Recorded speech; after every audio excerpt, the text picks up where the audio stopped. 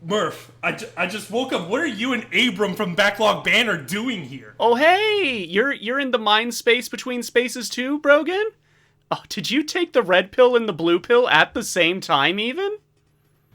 I guess that's the way it goes, man. I chose both Tetris and Pac-Man Championship Edition. What? Abram, how are you, man? I'm phenomenal. Thank you guys for having me on. It's a very big honor to make my official debut here after a PAX episode. I would be doing better if I had a different flavor of protein powder in my blender bottle right now, but I have to make do.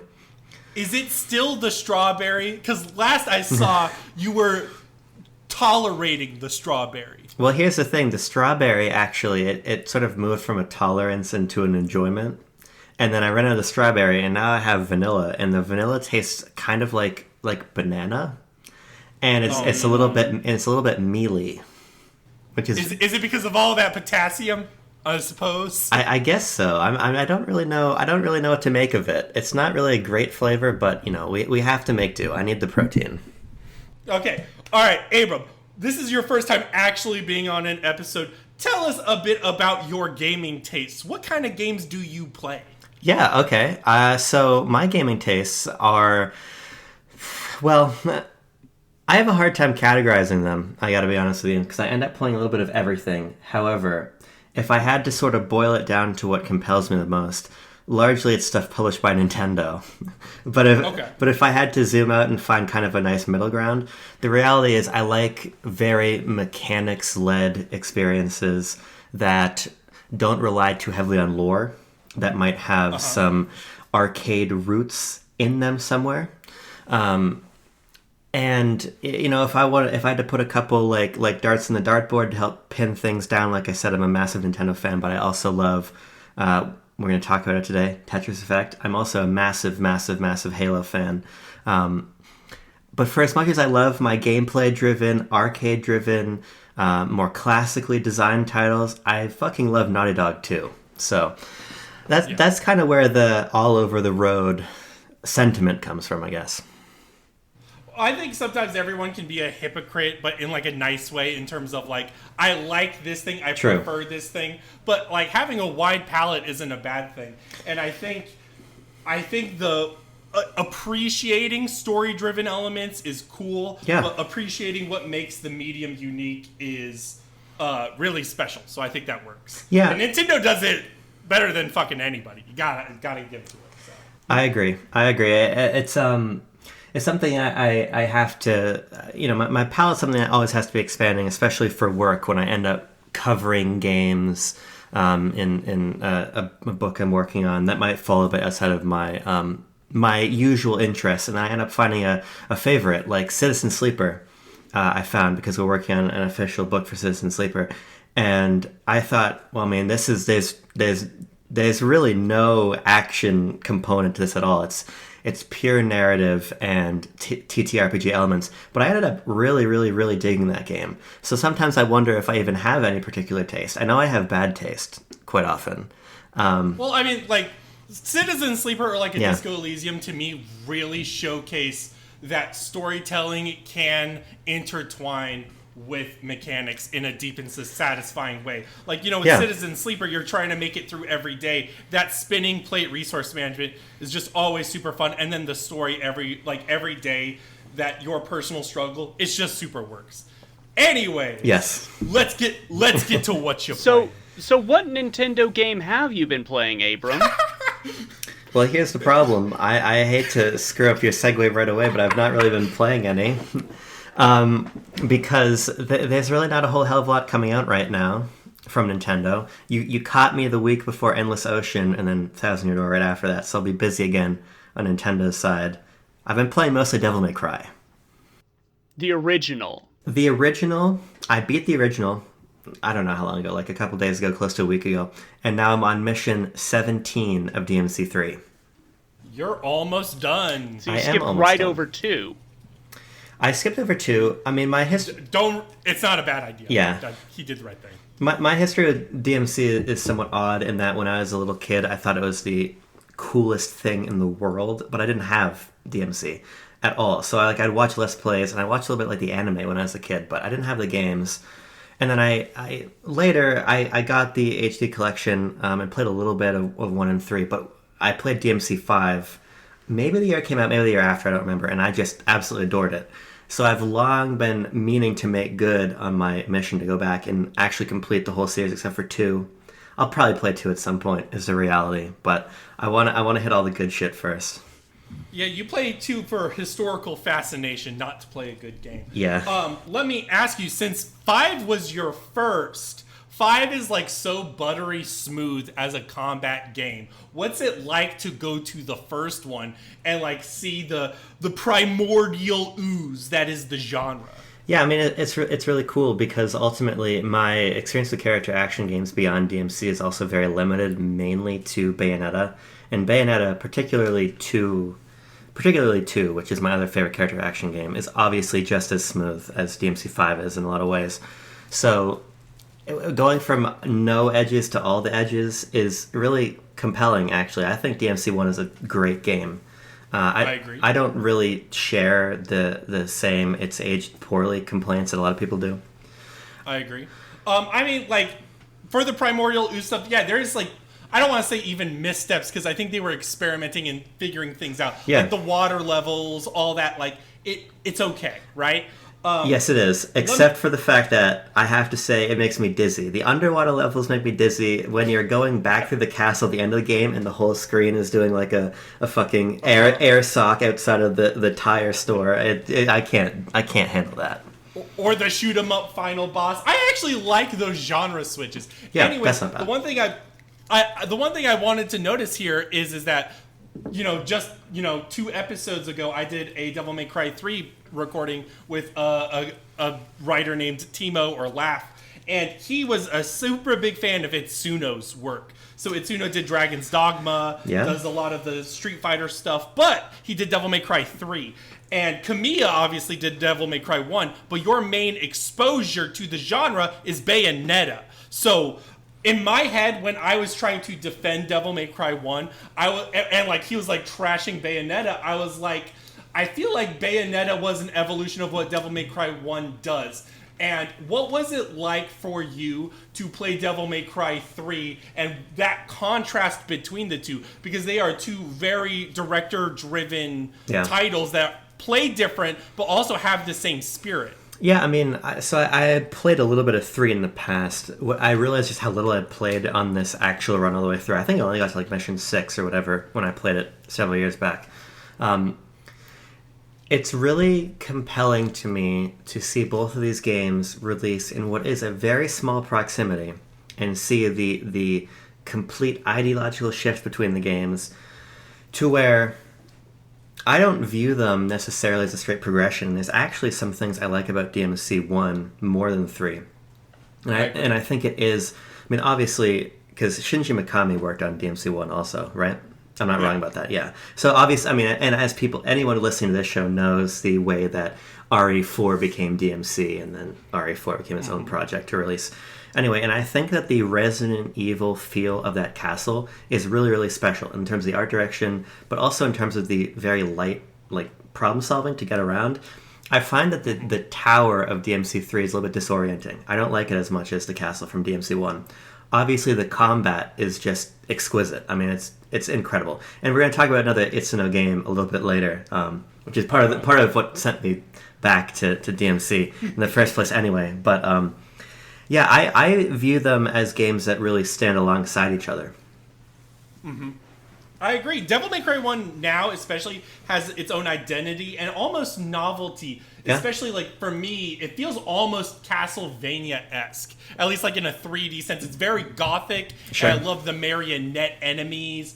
It's just super refreshing. I think the one problem I have with DMC1 is it's a little repetitive. Like, for 20 missions, there's a lot of the same enemies and same bosses.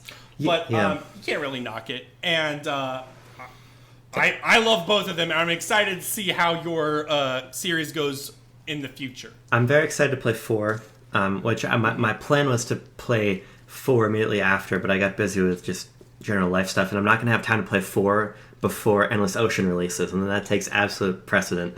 But I'll play 4. I'll play 4 probably after, a little bit into the summer. And 4 I've never touched at all, and I know that 4 has a somewhat divisive reputation, so I'm really looking forward to checking that out. Well, you know, you guys didn't talk about the guns at all. You know what also has a shooting segment? Go ahead. Buckshot Roulette. Brogan, there we go. You've been playing the sensation that's sweeping the YouTube thumbnail nation. I see what people are playing, and I'm like, why does that look cool? Let me see it. Is it? And Buckshot Roulette. You've been playing Balatro, and you're like, what are other interesting card games? Yeah, exactly. I mean, this isn't really much of a card game. This is pretty much roulette. It's roulette. You and it's a very short game. I was surprised. Like, I think I beat it in an hour. But like, it's very rewarding to keep playing and go back to endless mode and all that. It reminds me a little bit of, I don't know if either. Yes, Murph has at least played it. You know Resident Evil 7's DLCs. Mm-hmm. Yeah. The 21, the blackjack mode. That is something I was thinking about. I've watched a friend play Buckshot Roulette, so I know the vibe and mechanics. You are basically playing against a monster, and the first round is typical roulette. You're trying to count the bullets of like, okay, I either shoot myself or shoot you. Hopefully it's an empty, etc., etc. But once you get into the later rounds, there's special items that influence the game, and that's really where you see like the Resident Evil 7 special mode come in. Or there's another game called Inscription. Inscription's also very similar to that, where you're sort of playing against an AI horror-themed creature. It's super fun. I enjoyed the game. Mm-hmm. Later in the episode, we're going to be talking about some itch.io games. And I know Buckshot Roulette got its... Actually, I don't even think it's made the jump to Steam yet. Isn't it still like exclusively on itch? I got it on Steam. We're good. Oh, okay. But yeah, it just sort of has that bite-sized feel, doesn't it? Where it's like, here's just a core gameplay concept, and that's all you're getting. You're not really getting a story mode. There's not lore to uncover, really. It's just, here's a cool aesthetic. I think that's super refreshing. Sometimes you just want a proof of concept. Mm-hmm. You know what I mean? This is very interesting because Tucker actually has spent the last couple of days playing Buckshot Roulette as well. So I've been hearing about it from him too.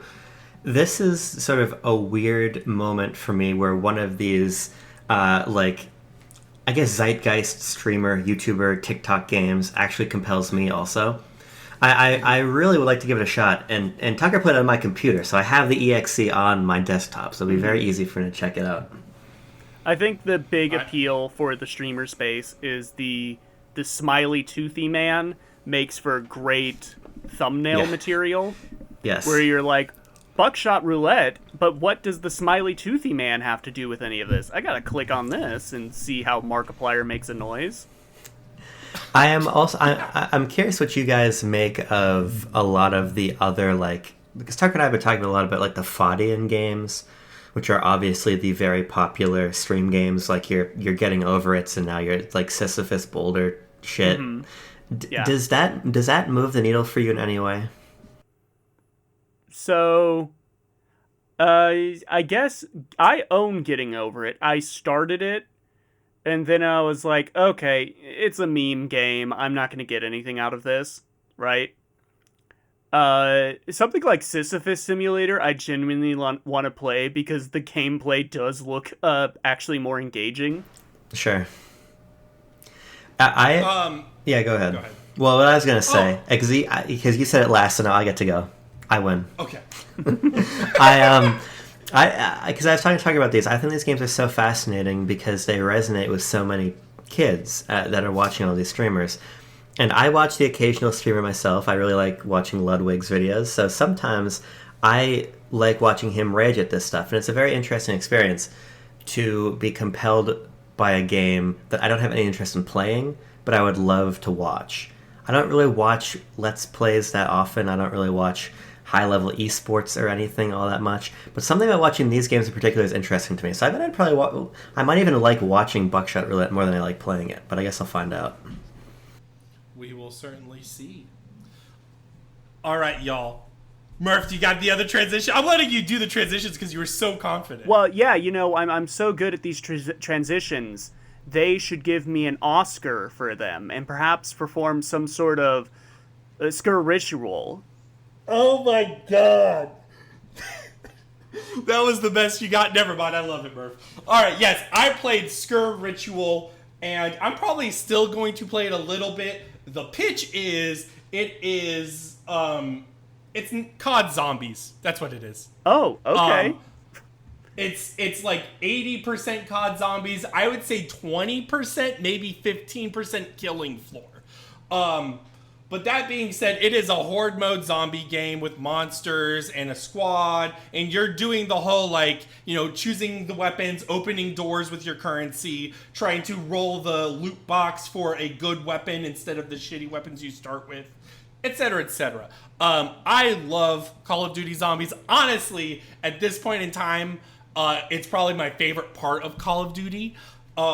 So I was excited to play this. It's passable. I would like to see further development along the line. However, since launch, it has been the content it's been pushing has been mostly cosmetic and extraneous and not necessarily substantial. So I'm wavering on it, but it's only like $20, I believe. So I would recommend it to anyone that likes that game, Let me ask you this. How is it as a single-player experience, or does it sort of push the 4-player co-op element of COD Zombies? There are respawn elements and mechanics meant for single player. That being said, you can't get around it. A multiplayer game is better with friends, right? Like, that's just the reality of it. There are things there to help, but I think as of now, there are people playing the game. There's a lot of campaigns for a launch game, like a lot of maps. But I was able to find games super easy, so I don't think that's necessarily a problem. Okay. Because for me, the only COD zombie I ever really got into was Black Ops 1, right? And I never had anyone to play it with, because I had it on PC, all my friends had it on Xbox. This is crossplay, by the way. Continue. Okay. And I guess this is going to sound like such a baby I'm bad at the game opinion, but it really always bugged me that the zombies... I can't even go follow through on it. It always bugged me that the zombies would always spawn in the room you were currently in. And I was like, this is a big map. Why can't they be spawning in other spots? And then I run into them even. I don't know what to tell you, Murph. I know. I have no idea what to say in response to this. I think sometimes they'll come in the hallway next to you. I don't know. Okay. I'm sorry, the horde is spawning near you. These are big maps. Okay, whatever. Sorry. Anyways, that you chose to pass judgment on me there. I was about to... you took the words right out of my mouth, bud. Okay. We are moving back to the Yakuza Minute. Murph, you're not going to finish Yakuza until, like, 2026. No, I'm finishing it this year. I've made the commitment. Okay, finish the story. Go ahead. This was so much conceivable a franchise to play through before they announced, like, 4 games back-to-back. This is a unique game, though, right? This is not normal Yakuza. Judgment is our Yakuza spin-off. We are in the spin-off era. We are in the reinvention era. So, this is still set in Kamurocho. It is the same map, but you are following a new cast of characters. Actually, there's no crossover with any of the main Yakuza characters or plots whatsoever. The only thing is that it's set in the same town, and the Tojo clan are still, like, the main Yakuza faction. But you don't interact, like, Kiryu's not there, Majima's not there. And in that way, I kind of think it's a pretty good entry point for people that are, like, Yakuza curious, but not curious about being Yakuza hardcore. Is this a brawler? It is still a brawler. But it has detective sim elements. And I think the detective sim elements are actually pretty half-baked. The main thing you're doing is that every now and again you'll go into a first-person mode and you'll look over a crime scene. And you'll be looking for clues and things. And when those segments work, they're really actually compelling, because it's stuff like, there's something I'm missing here. Oh, there's a camera up on that roof. That camera would have seen the guys dumping the body, or something like that. Other times, they kind of implement that just for the sake of implementing it. Like, the main character will walk into a room, and it's like, it's really dark in here. I need to find the light switch. And it's like, the light switch isn't hidden. It's in the normal spot for a light switch, but you have to do it in this detective mode, right?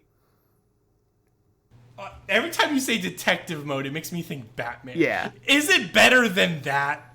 It's different. I can't put a better or worse on it. You're not you're not playing 90% of the game in detective mode, if that's what you're wondering. Is it, like, are these adventure game elements? No, so here, the basic pitch is you play Yagami, who is a former lawyer. He was a hotshot lawyer, up-and-comer, but then 3 years ago, he fought this really hard case to get this guy acquitted of murder. And then that guy turned around and killed his girlfriend and burned down his house. And so Yagami's like, I made a bad call. I'm not a lawyer anymore. I'm a detective.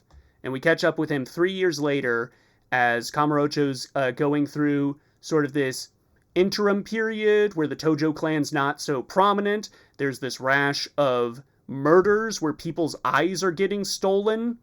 And there's like a burglary ring of young kids in masks. And also this imminent drug that's going to cure dementia is hitting the markets.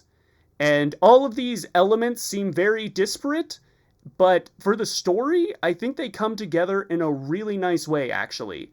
My usual complaint with the Yakuza stories is that they suffer from really poor pacing, and then at the very end, they do, like, a big reveal that you could have never in a million years guessed, because it's like, actually, the mastermind behind this all along was this guy we're just now introducing, the Minister of Japan's Health, right?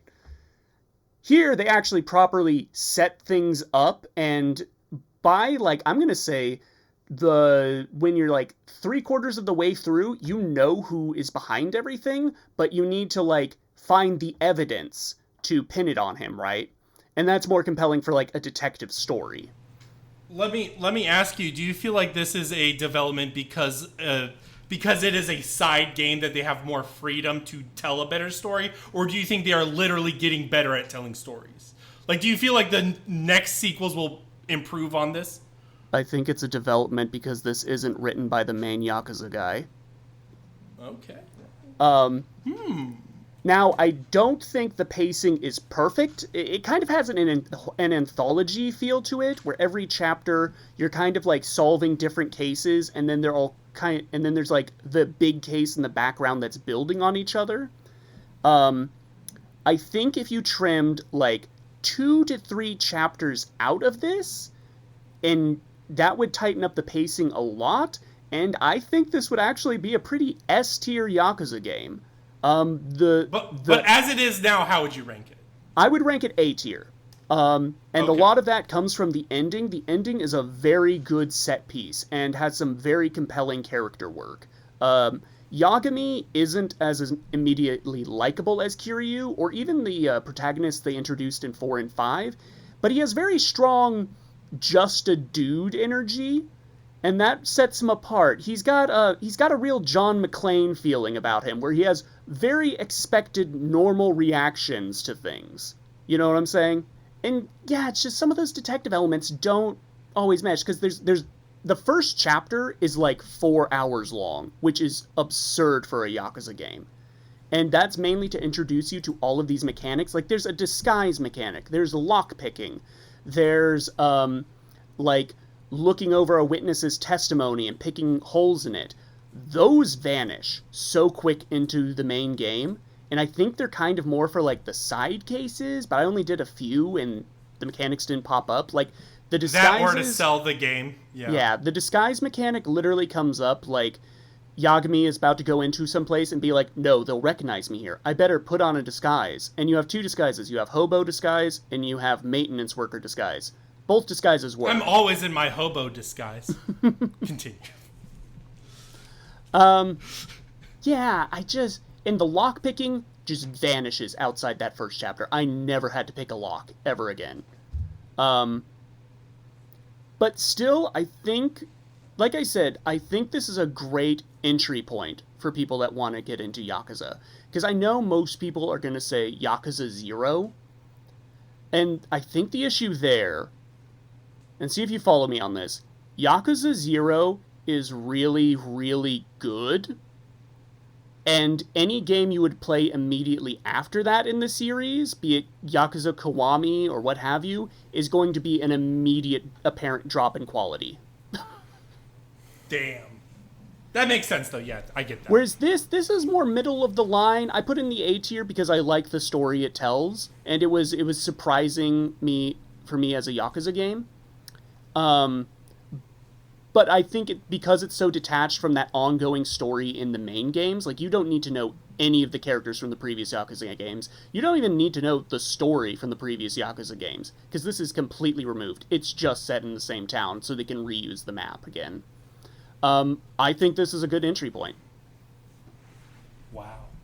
I am interested in this because I don't want to play all the games, but I would like to be adjacent to the universe. That's why we played the Fist of the North Star game. Oh. I just want to be adjacent. I want to look at it from the periphery and be like, oh, okay, that exists. That's nice. This is also the first Yakuza game with a full English dub. Okay, I like English dubs because I'm weird like that. But okay. Yeah, well, I just find it better for something that's very dialogue and exposition heavy like this. And I think the dubcasts do a pretty good job with the material. It's not a perfect dub, because a lot of incidental dialogue is left untranslated, particularly a lot of, like, what enemies will shout at you in combat is still in Japanese, but, that's take it or leave it. The game's still set in Japan. They don't try to pass me that jelly donut, Ash, Abram, have you had any exposure to Yakuza? Well, I've got a real twist for you guys. I have only played one Yakuza adjacent game, and it is Judgment. Oh ho ho! The plot twist. I played Judgment when it was coming to PS5. I was working for CBR at the time, and I got an early copy of the game, and I was tasked with reviewing it. And I remember being very compelled because, obviously, I mean, Murph, a lot of what you're saying is sort of how I felt of like, man, Yakuza is interesting to me. There's too much going on. This Judgment thing seems like a great jumping in point. And it kind of was, but I also remember being very bored. Now, this is like 3 years ago, so I'm trying to reach back into my mind. But I remember agreeing with you on the detective elements and largely the pacing of the game. I remember finding the pacing particularly tough, but I also remember that I could get an eye toy out of a claw machine in the game. And yes. That bumps it up a couple points, right? That's a pretty big bonus. But if I remember, it was like the modern design of II. So if it had been the classic design out of the claw machine, it probably would have been, that probably would have been a 2-3 point addition to the score. But yeah, so for people that like Yakuza because it lets them play full versions of old Sega games, Judgment's pretty up there because you can play like Fighting Vipers 2, Virtua Fighter 2, and Virtua Fighter 5. I think the arcade version of Monkey Ball is in there. And also in Yagami's office, he just has like an SG-100, so you can just play old like 8-bit Sega games as well. I think you can play Outrun in there somewhere. But yeah, I mean, Yakuza's always been... Tucker obviously recently had a a Yakuza-induced episode where he was trying to determine how to get into the series. And I think the reality is, for me, there's just simply too much Yakuza for me to ever really get in there. Mm-hmm.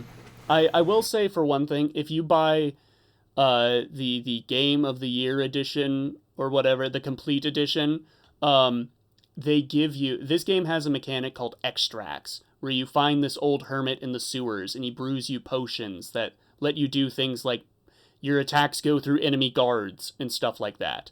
If you buy the complete edition, they give you like 5 unlimited use extracts that are like, shoot fireballs from your hands, do an insta-kill punch, bring down the light of the Buddha to exterminate your enemies. And let me tell you, I've been playing Yakuza games for a long time now, near 2 years at this point. I used those fucking extracts, and I had the time of my life just insta-killing mobs of enemies around me. I still did the boss fights legit, because those are the actual interesting fights in Yakuza. But I did exploit a little, just a little bit. No shame in that. Would you say Dragon's Dogma 2 is exploitable? I don't know. I don't know what you were going to Well, look at those microtransactions. There you go. Well, we got it. Abram, you have played Dragon's Dogma, and I just want to say, the past few episodes, we've been a little down on Dragon's Dogma 2. Tucker came in and was like, I'm not feeling the vibe. Murph came in and was like, I like the vibe more, but I'm also not feeling the vibe. You felt the vibe.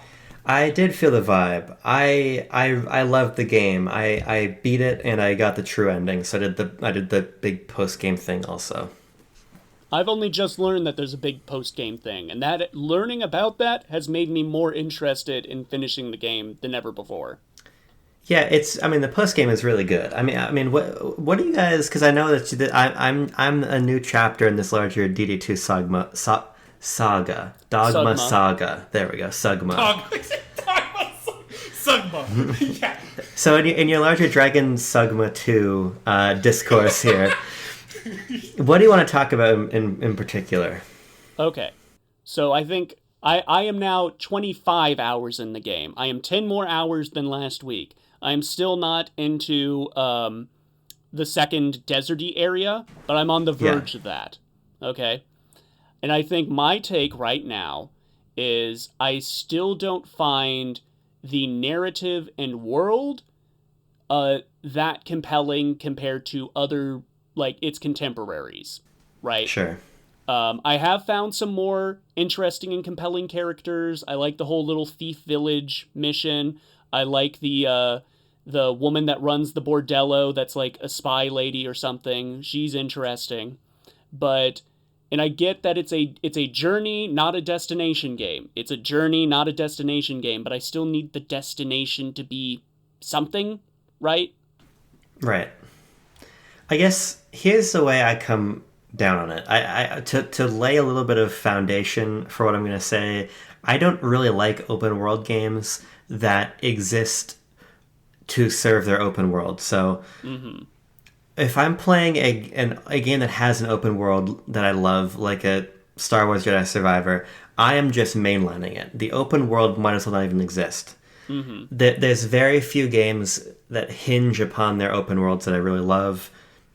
The really only 2 I can think of are Breath of the Wild and Cyberpunk. And even Cyberpunk you can mainline pretty easily and get a phenomenal experience out of it. So I didn't really come into Dragon's Dogma 2 either A, loving games like The Witcher. I actually think Witcher 3 is boring. And I didn't really play Dragon's Dogma 1 very much at all. So I don't really praise the game through the same lenses that I know like Brendan praises it through. Because I beat the game in about 30 hours. So, and I think that if you're just mainlining this game, you could probably beat it in like literally 12 or 15. So I spent a pretty good amount of time just screwing around the world. I think the reason that I really like Dragon's Dogma is because it has a very dispassionate approach to the player.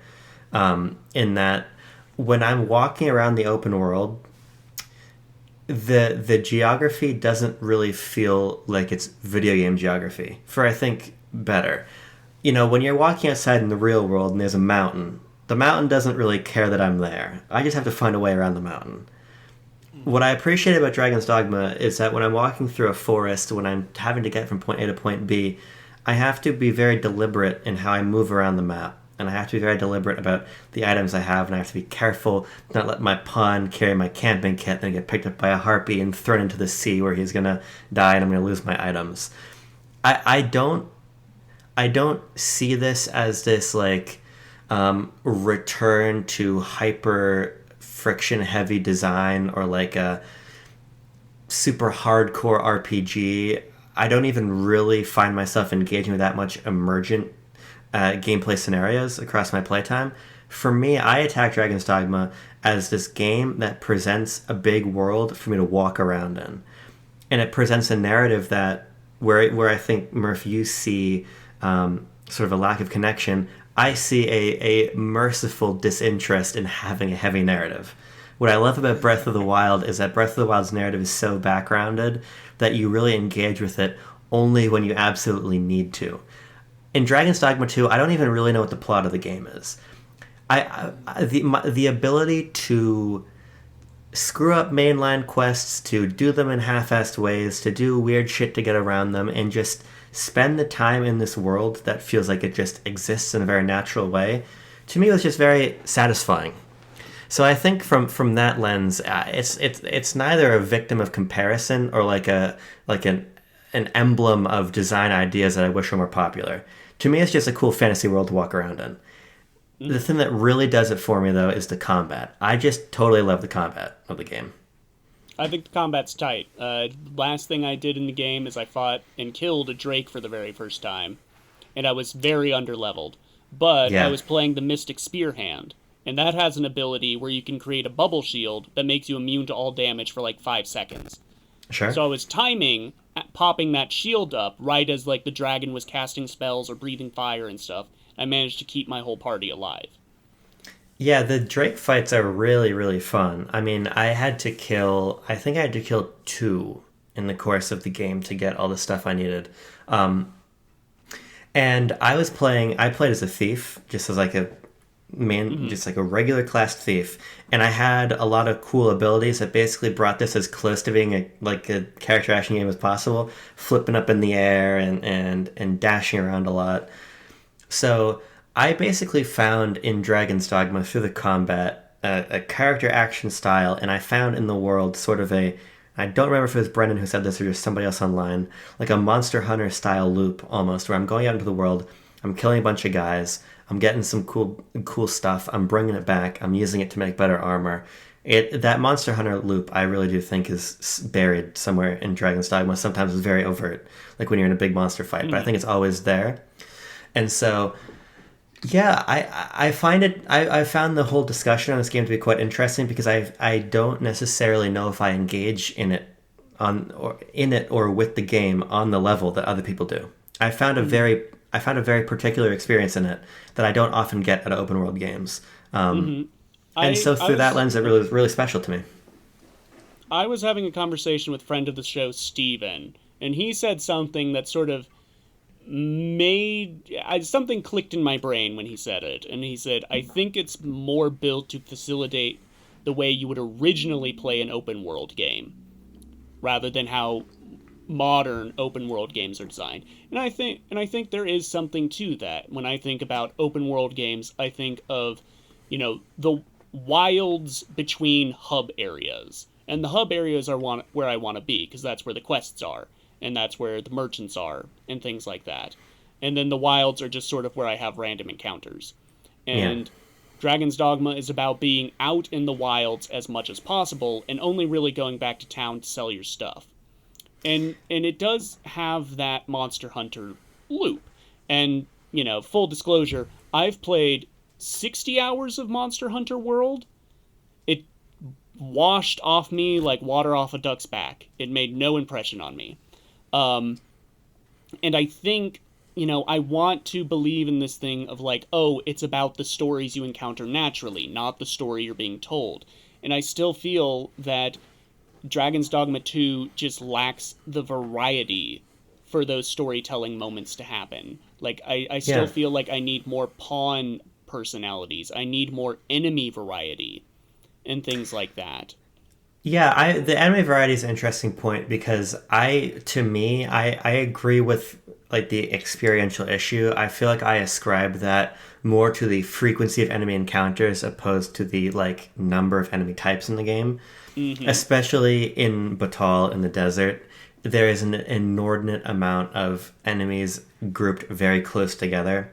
And Mm-hmm. for me, that's a big part of the issue. That's probably my biggest issue with the game, actually. But the point you raise about sort of player-driven storytelling is interesting because I really didn't do any side quests. I mean, I genuinely, without exaggeration, completed maybe 2 or 3 side quests in my Mm. playtime. When I say that I was either doing the main story or literally just walking around the world, that was literally my time with it. And I think what's interesting about Dragon's Dogma is it feels like it's very non-prescriptive in how you experience the game. When Tucker and I were talking about Cyberpunk, Tucker took an approach when he was playing, when he got to Night City, where he was basically going out and doing everything in his imminent area and progressing the story in a very completionist way. And I was trying to say to him, I think some of the pitfalls you're falling into is because you weren't playing Cyberpunk the way that CD Projekt wanted you to, which is in a grander sense an indictment of the fact that I don't think that Cyberpunk, for as much as I love it, does a great job facilitating a ton of playstyles. Now, of course, that's the 1.0 version. I'm not trying to split hairs about Cyberpunk in particular. I really want to replay it now that all the patches and Phantom Liberty are out. But the point as it relates to Dragon's Dogma 2 is that I feel like you can find so many different ways through the world and have so many different types of experiences. Tucker played it by doing all the quests that he could find. I know people like Brennan are playing it by sneaking around and finding these hyper emergent moments of gameplay.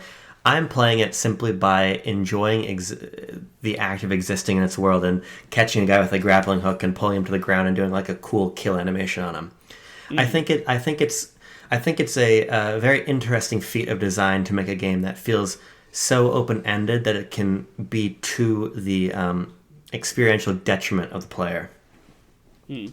Yeah, I think, quite honestly, if there hadn't been that, like, hot week of discourse around Dragon's Dogma and all the talking about friction and game dev intent and how gamers are coddled by modern open world games, if that didn't happen and I just heard, like, oh yeah, Dragon's Dogma is cool, and I booted it up, I wouldn't be, like, looking for these issues I'm having with it so much. Does that make sense? Does that check out? Like if I hadn't been Yeah. told, "Oh, there it has this open-ended design. It's like an immersive sim." Then I try to play it like an immersive sim and find it lacking there. Like one Yeah. quest, you're looking for this stolen jadeite ore, and your Yeah. pawns are like, "Oh, we should find some thieves." They'll know about where it went, and I go, "Oh, there's a whole thief village. It was a main quest. I bet I can go there and talk to them, and they'll like say things about that."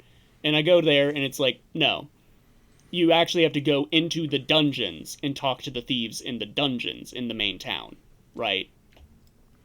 Yeah, I mean, I totally hear what you're saying. And again, I think part of my distance from the larger discourse is that I don't have all the same touchstones that people really engaging in it do. So Mm-hmm. I think I was able to approach it a little bit more on its own terms. And the other big thing is I was interested in Dragon's Dogma early because one of my best friends who I used to live with at college played Dark Arisen just on repeat. And Mm-hmm. so I think I had a little bit of an understanding of the framework of the game to begin with that was sort of coloring my expectations. But I mean, as a sort of like macro cultural object in discussion, I think that Dragon's Dogma is a really good example of it's like that. Oh shit! This tweet left its intended audience of Mm-hmm. games, pretty much. Yeah. And like Dragon's Plague is a great example of this, to where I entered the game really worried about when I would encounter it and how it was going to Same. totally ruin my game. I didn't encounter it until the very end of my playthrough. I immediately got a pawn from the rift that had it. I immediately got rid of them, and then that was that. I Mm-hmm. think that there was a, and I don't mean this in like a malicious way, but I think that there was like a manufacturing of conversation around this game that I think sort of got away from what it actually is and what it Yeah. isn't also. I think it's kind of like the nothing burger goes both ways, right? Because Dragon's Plague is a great example because I like a lot of the discourse was about Dragon's Plague and how either this is a daring thing the devs are doing or it's one of the worst game design decisions ever. And the counter to this is one of the worst game design decisions ever is it's really easy to get rid of. You notice it, you get a pop-up saying your pawn has Dragon's Plague, just get rid of them. Throw them in the water, banish them back to the rift, what have you. And if that's the answer, then it's like, well, if it's so easily solved, then I don't think you should be putting it on a pedestal as something daring and interesting the game does, right? If it was something more like, you know, Dragon's Plague pops up the longer you have a pawn in your party, you know, and it's sort of like weapon deterioration for your party members. I think that would be interesting, because then you'd be constantly rotating out your party. One of the pawns in my party I've had since the beginning of the game. I was level 5. I met her when she was level 40. Interesting. So she has just been one-shotting things for me, you know, and maybe that's colored my experience on the game or what have you, but I've never had reason to swap her out whatsoever. Maybe I will once I catch up to her and be level 40. I'm level 32 now. Yeah. We'll see, but I've grown attached, you know. Sure. And maybe that's the organic, in-gameplay, not a written story element I am meant to experience in Dragon's Dogma 2. Yeah, I mean, the pawn system is interesting because I understand why it's a largely unpopular thing in that, you know, if you're spending so much time in the open world, it's going to become grating when basically... There's a ladder over there, Arisen. What if we climb it? They basically alternate between that or like the Donald Duck Kingdom Hearts 3, you know, you should find some ingredients here dialogue. Yes. But I think that for me, I find a certain appeal in the fact that Dragon's Dogma is both this big, hulking, complicated, systems-heavy game, but also a very, very simple game at the same time. Mm-hmm. I feel like you can engage with Dragon's Dogma and get a satisfying experience by existing within like the shallow end of the pool.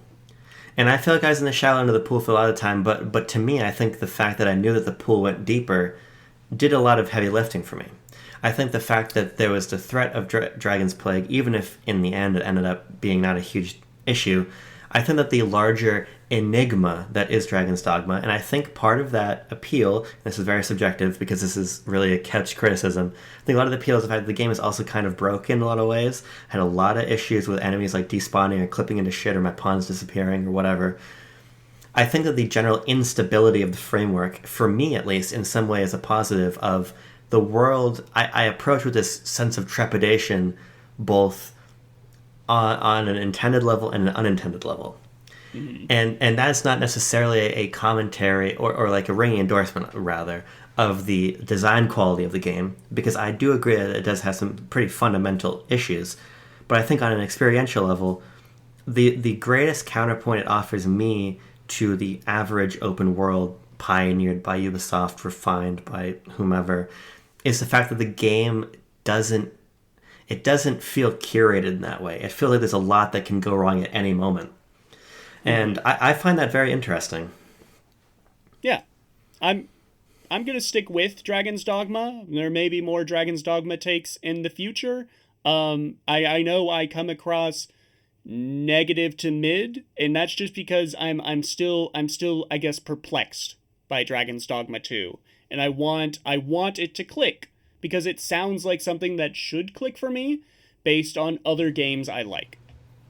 Okay, let me propose something. I have not played Dragon's Dogma 2. However, I have been playing Dragon's Dogma 1. I don't want to go too far into this. We won't go too deep. I think to just lightly touch on two ideas. When Abram was talking about this shallow enjoyment but appreciating the complex pool below, I think that reflects character action games and fighting games and action in general that Capcom and Itsuno are really good at, right? Wow. So, yeah, like, that's an amazing comparison.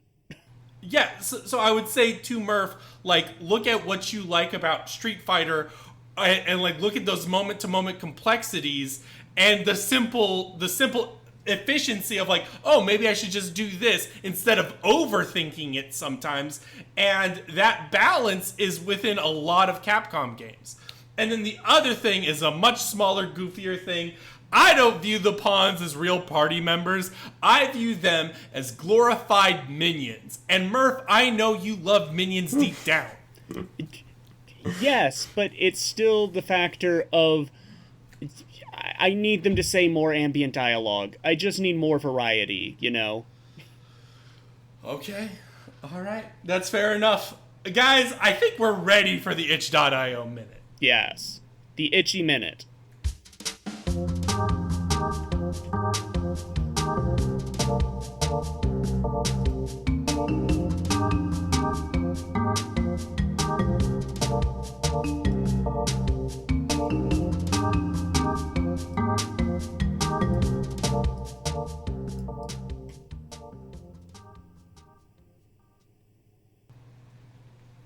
All right.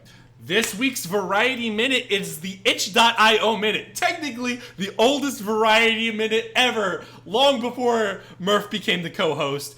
Pavlos and I would talk about itch.io games, and we brought it back for this one because there was a Palestinian Relief Bundle, because Free Palestine, there is a massacre, a genocide going on in Gaza, and we want to voice our support. Mm-hmm. And there was a bunch of awesome independent games.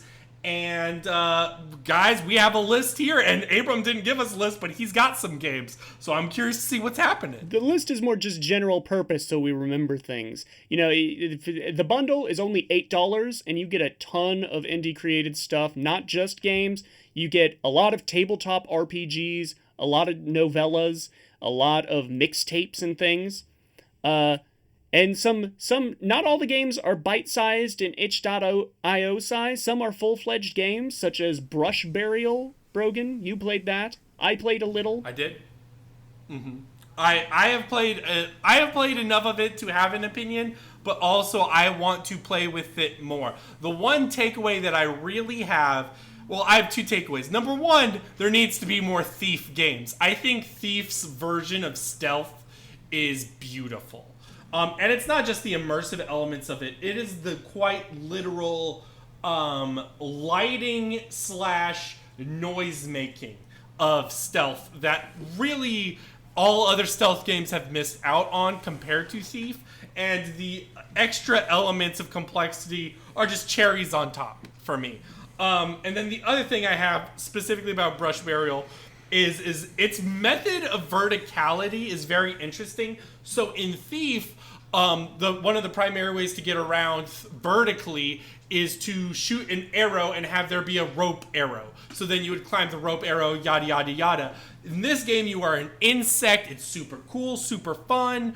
And, but you can just climb on walls if you're doing the mechanics right. Like when you're pressing spacebar and you're climbing up, or you can hold control to descend. I feel like this is a really fun way to navigate vertically in a game. And it really helps, especially since this game does have slightly expanded combat. There's a parry system, and it sort of forces you to get familiar with those elements in its tutorial. But otherwise, I would recommend this game. It's super good.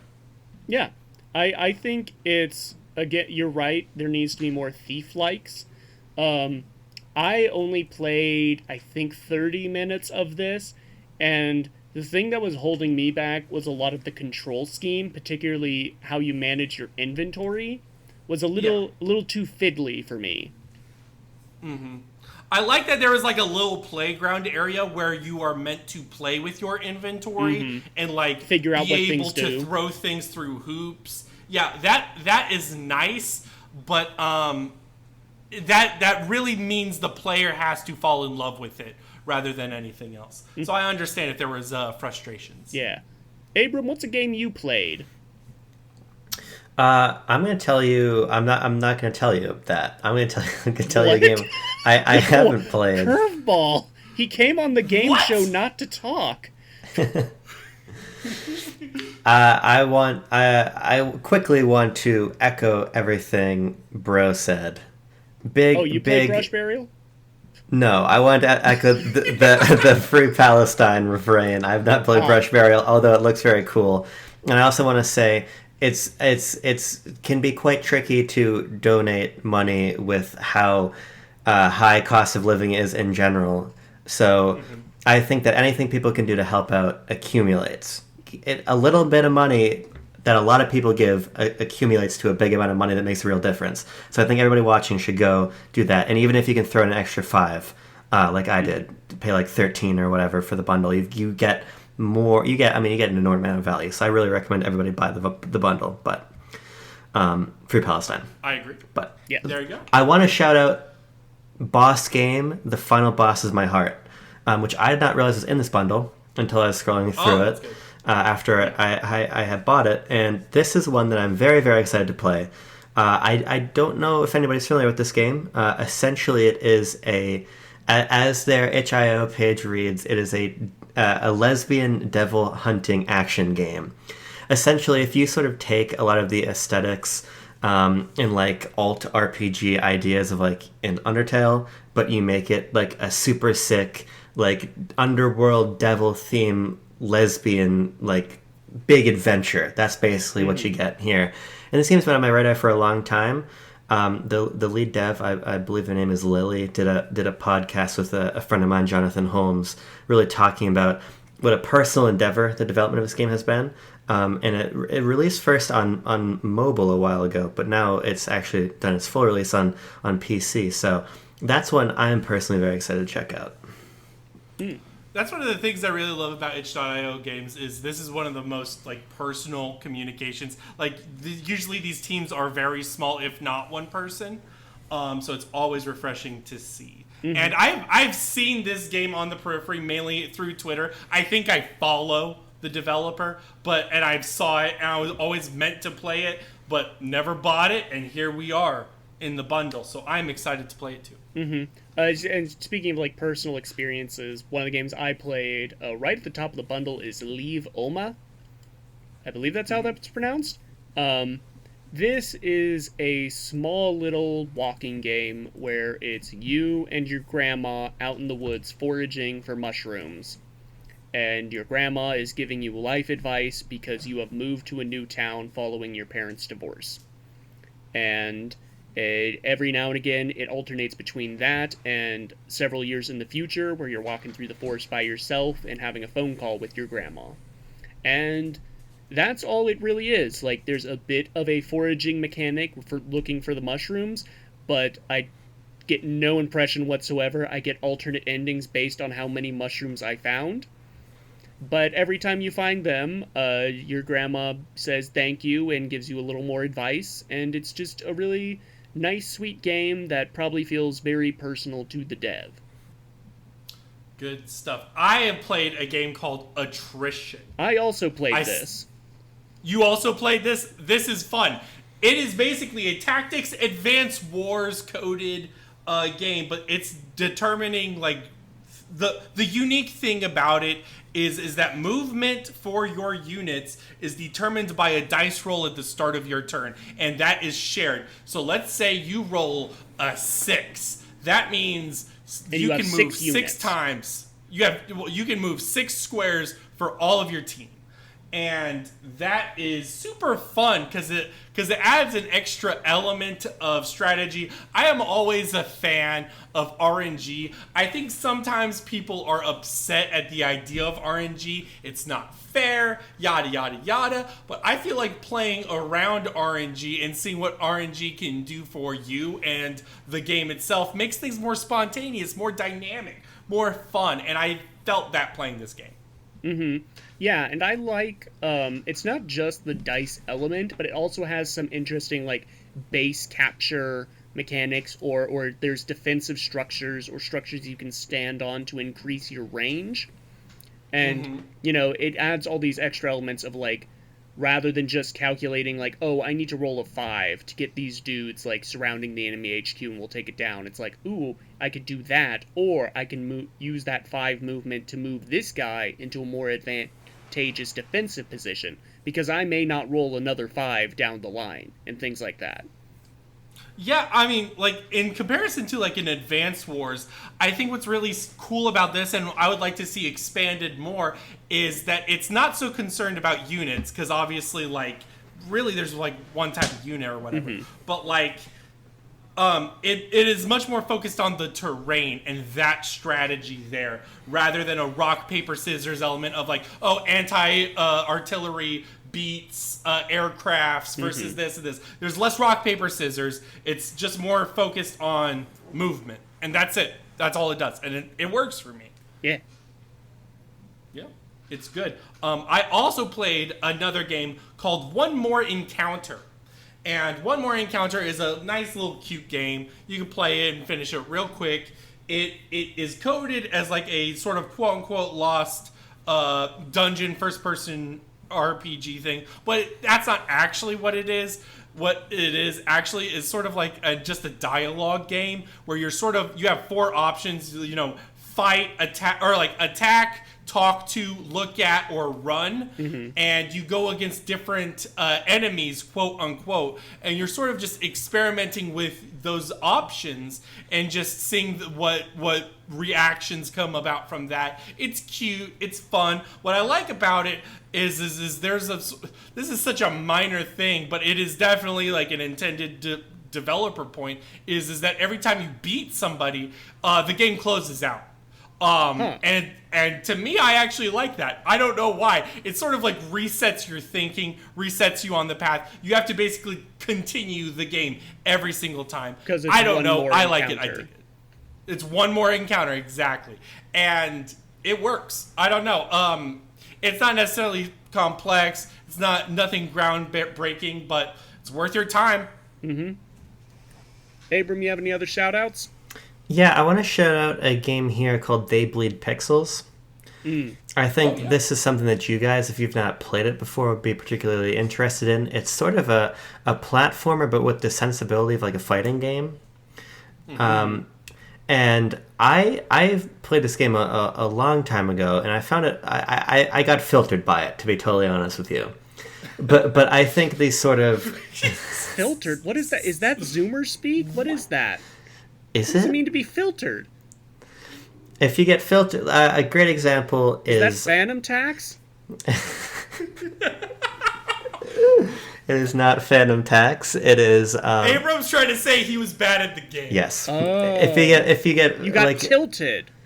It's not getting tilted necessarily. If you get filtered, it means you've encountered an obstacle that is meant to filter through the players who are good enough to progress in the game, and the ones who aren't get stuck in the filter right there. You were chaff and you got separated from the wheat. That's exactly correct. I was the chaff. You're a chaff boy. I am. But I think you two might be wheat boys in this case if you've not played the game before.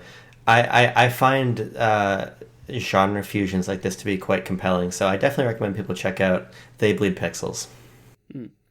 I think Itch is a great place for, because it's not just like little indie projects, it's also game jam games, and those are great spots to find really bite-sized experiences just playing with mechanics you don't see in not even AAA space, but like indie spaces. And one game I played was called It's Either Them or Us, and this is a super small game. This was part of a 2-day game jam.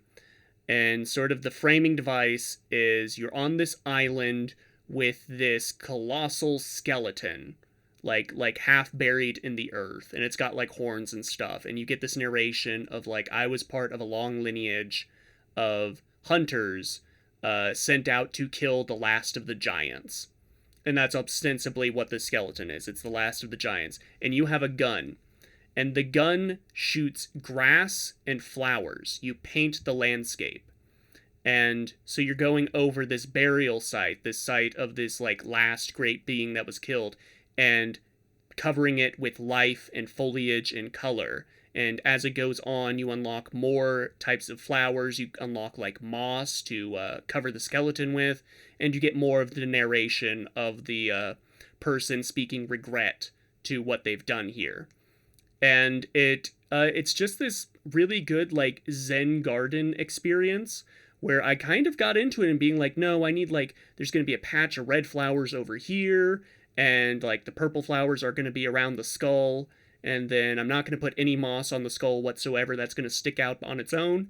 And, you know, in a way I probably wouldn't in a game that was more like feature laden, and this sort of paint the environment was only like a side thing you could do. And like I said, it's just a nice Zen garden experience where you just in this moment contemplating replacing death with life. Vibes are good. This looks good. This reminds me of when I'm playing Animal Crossing and I buy a bunch of flowers to decorate my home with. To cover up the skeleton of Tom Nook.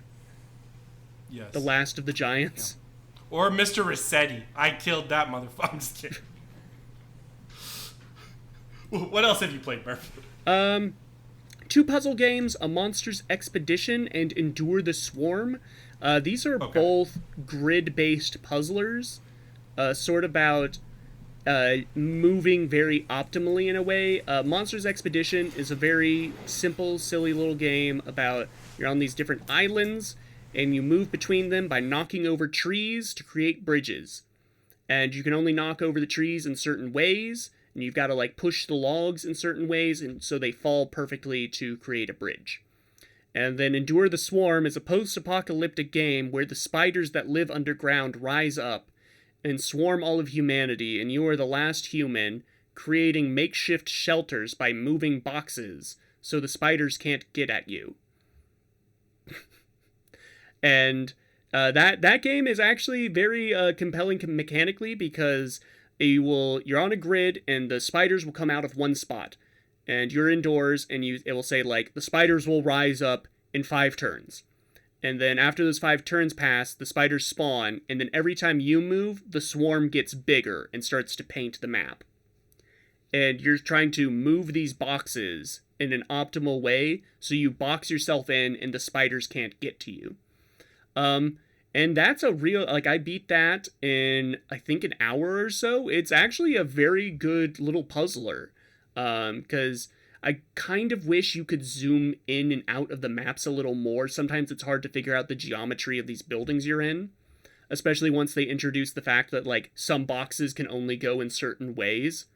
And it's just sort of hard to plot in advance your movement, and it gets a lot of experimental. But, you know, for a game about the spiders underground rising up to consume humanity, it's pretty fun and compelling. What's run the world in between? This is a Celeste-like. That's what I'm calling it. Oh, that's good. This is a little pixel game. You are a girl in hell, ? And it's a runner with procedural levels. And it's not an auto runner. And you are sort of This running... reminds me of Super Meat Boy, but yes, I can see the Celeste as well. Yeah, Super Meat Boy, yeah. And you are running from left to right to get to a waterfall at the end. Each time you get to the waterfall at the end, your little crystal ball of blood fills up with a little more blood.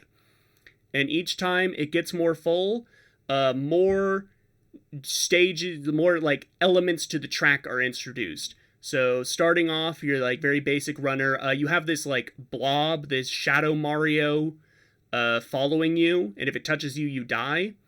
And then it introduces like, okay, here are spikes, here are ice blocks, here are bouncy pads, right?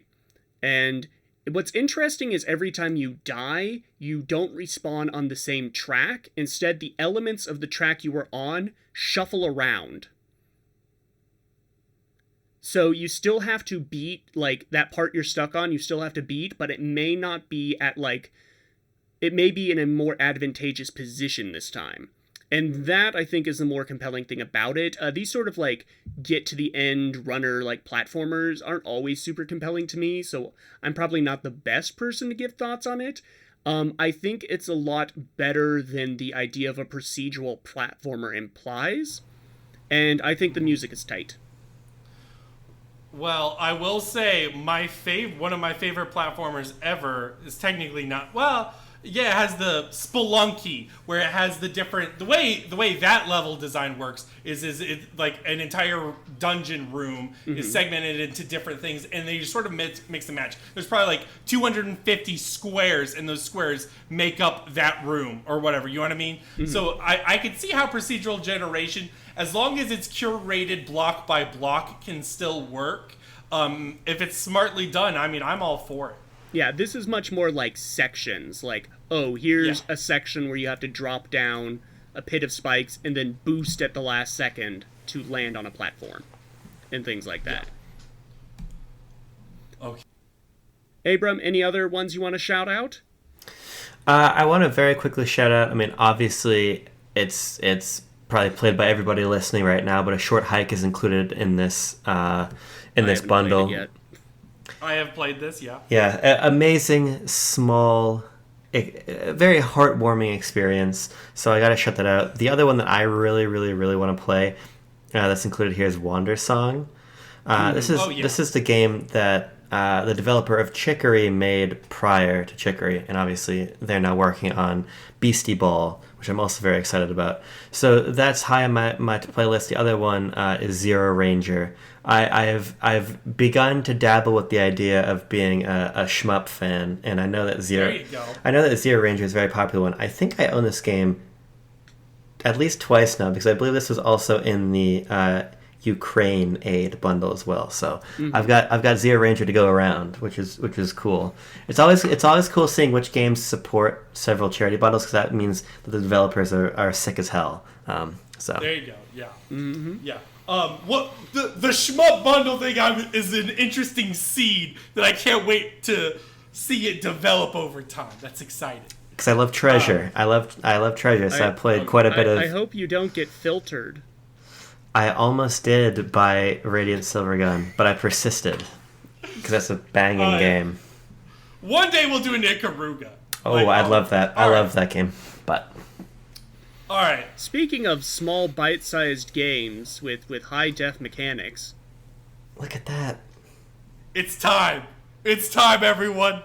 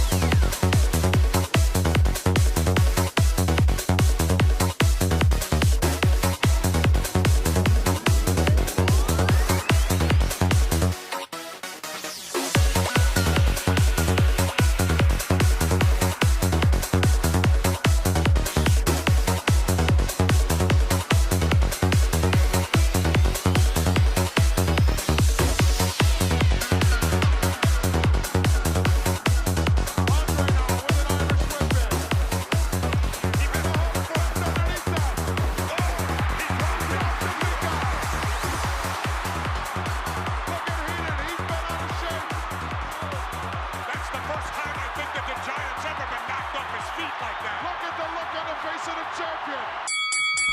From my view, I can see you. Can you see me too? 'Cause we are one, we're just some in this universe. All around the earth. And all the galaxies, how many are we? Anyway, so they say. Be on a steady pace, too far to reach. We're just a grain. It's what they say. Oh, can we change the world? Change the world, oh, nah. In this game of life, oh, can we take a Do. All right, this week's game of the week. What? There's 2 games of the week? We are putting 2 games head to head for the first time ever. The first one will be Pac-Man Championship Edition. Pac-Man Championship Edition is originally a 2007 Xbox Live Arcade game developed by Namco Bandai Games, notably directed by Tadashi Iguchi and designed by Toru Iwatani, the creator of Pac-Man, and it was Iwatani's final game, after being unsatisfied by many Pac-Man sequels. The game plays like Pac-Man, mazes and ghosts, but is based on speed and high scores, and does play differently to typical Pac-Man, which we will get into. Murph, what is the other game? The other game we have is the Tetris Effect.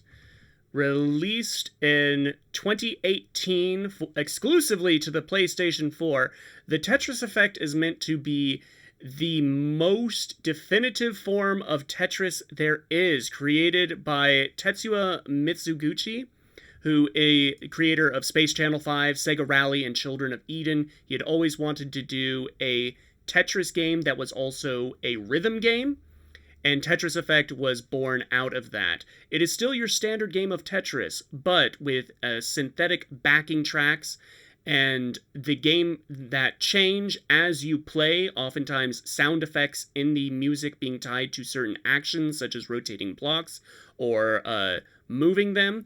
Tetris Effect is meant to be a transcendental meditation, taking from the name of the effect, the Tetris Effect, which is when you play Tetris too much and then you see it in real life when you look at walls and shit. Abram, which game is better? I don't know if you guys know this. I think you do. Tetris Effect, depending on the day of the week, is maybe my favorite game ever. Okay. So, I mean, that is as simple as that for me. I have a lot of reasons as to why, and I actually really do like Pac-Man Championship Edition as well, but to me... Let's get into it. What do you love? So, what's special about Tetris Effect to you? I think that Tetris Effect... You're really going to get me going now. I think Tetris Effect has the best story of any video game. To me, Tetris Effect is the absolute pinnacle of synthesizing gameplay with an emotional response. To me, the reason games are compelling is because they evoke emotion in me. A lot of times that is a sort of tension or an excitement or a general joy. Tetris Effect, to me, gets to something deeper as you sort of fall into this trance of placing tetraminos, and your gameplay accentuates the music from all these different cultures, all these different genres, all these different places around the world.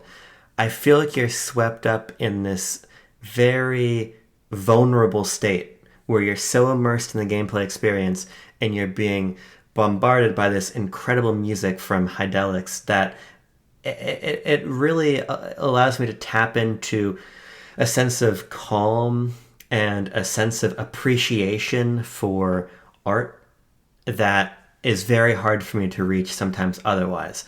I think that Mizuguchi, a couple other credits that are important for the context of this conversation, because this was made by Studio Enhance. They had previously done both Luminous Remastered and Res Infinite, both games that play on similar ideas. But I find the marriage here of music and aesthetics and gameplay to be second to none. I think what it evokes and what it makes me feel is really unparalleled. I play this game when I'm sad. I play this game when I'm stressed. I play this game when I'm happy and I want to become even more happy. I feel like it can amplify any positive feeling I have, and it can act as a solve for any negative ones. I think it is a magical, magical game. That was pretty strong. I'm impressed. Murph, continue talking about Tetris. What do you feel about it? I was not there when Tetris Effect came out. And then I'm going to say a year before Connected came out, which was the version on the Switch, I became a Tetris sicko.